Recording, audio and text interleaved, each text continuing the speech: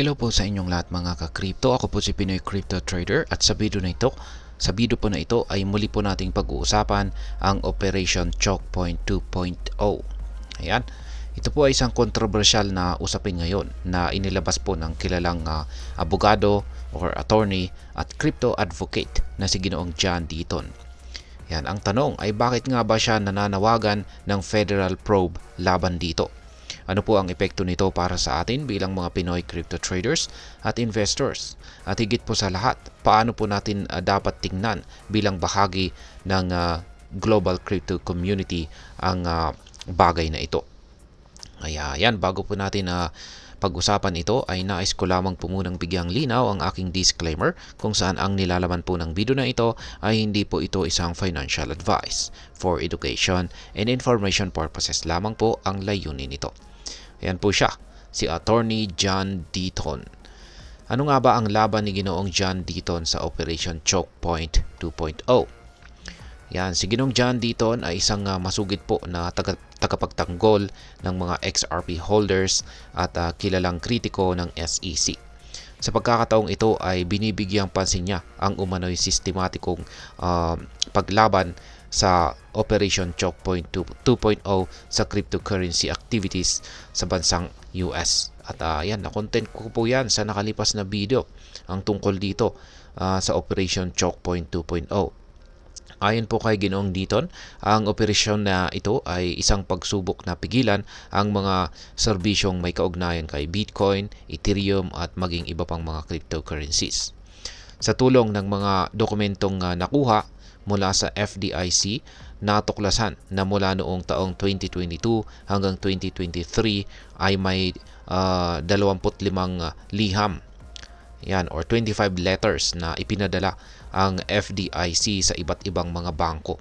Ang laman ng mga liham na ito ay ito po, hinihiling sa mga bangko na itigil o bawasan ang kanilang serbisyo sa mga crypto transactions gaya po ng blockchain settlements at tokenized deposit products. Ngayon ano po ang ibig sabihin nito? Sa madaling salita, nagkakaroon ng harang sa pagitan po ng mga bangko at mga crypto services na nagreresulta sa pagkaantala ng financial innovation at pagkawala ng oportunidad para sa mga bagong produkto tulad po ng Bitcoin Reward debit cards at saka Bitcoin back loans.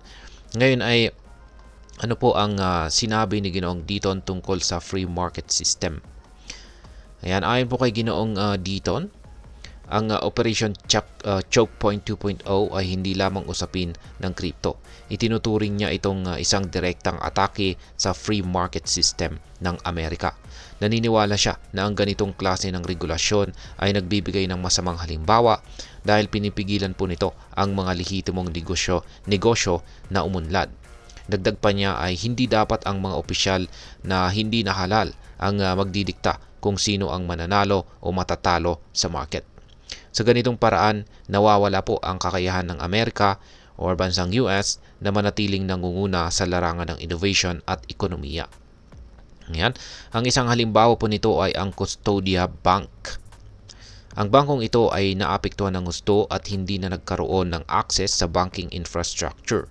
Kung iisipin, ang Custodia ay bahagi lamang ng mas malaking issue na hinaharap ng mga negosyo sa crypto space na nais magdala ng pagbabago. Yan. Paano po nananawagan si Ginoong Deaton ng accountability? Bukod po sa paglalantad ng mga aksyon ng FDIC ay nananawagan din si Ginoong Deaton ng transparency at accountability mula sa mga regulator. Ayon sa kanya, ang epekto po ng Operation Choke Point 2.0 ay hindi lamang limitado sa mga negosyo, kundi pati na rin sa kakayahan ng industriya na magtagumpay at magpatuloy sa pag-innovate. Nakakatuwa na marami sa crypto community ang sumuporta sa panawagang ito.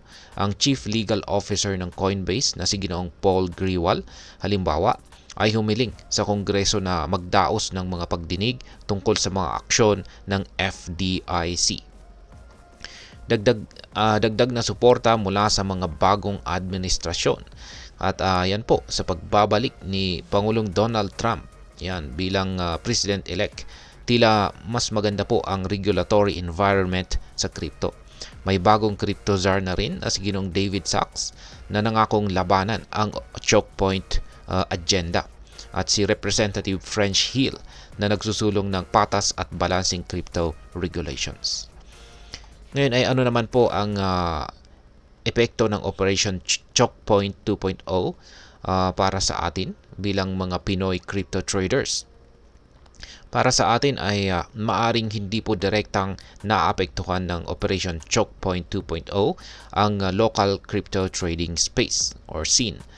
Ngunit tandaan, ang crypto market po ay global.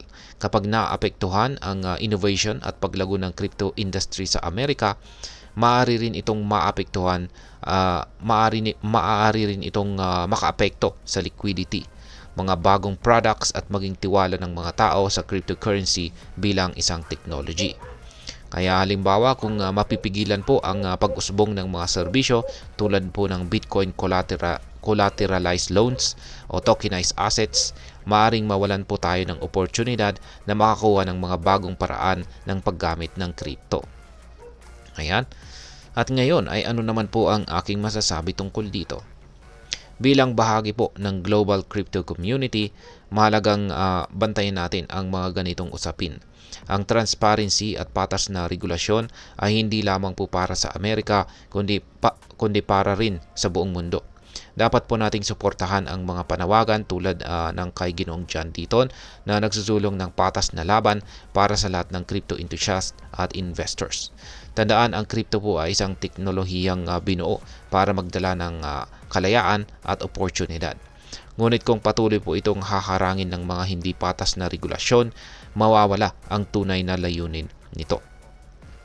At ayan, hanggang dito na lamang po tayo sa video na ito mga ka-crypto. Sana po ay inyong nagustuhan ang aking paliwanag sa video na ito. Kung inyo po itong nagustuhan, pakiclick lamang po ang like button nito. Marami pong salamat sa panonood. Ingat po tayo lagi at God bless po sa ating lahat.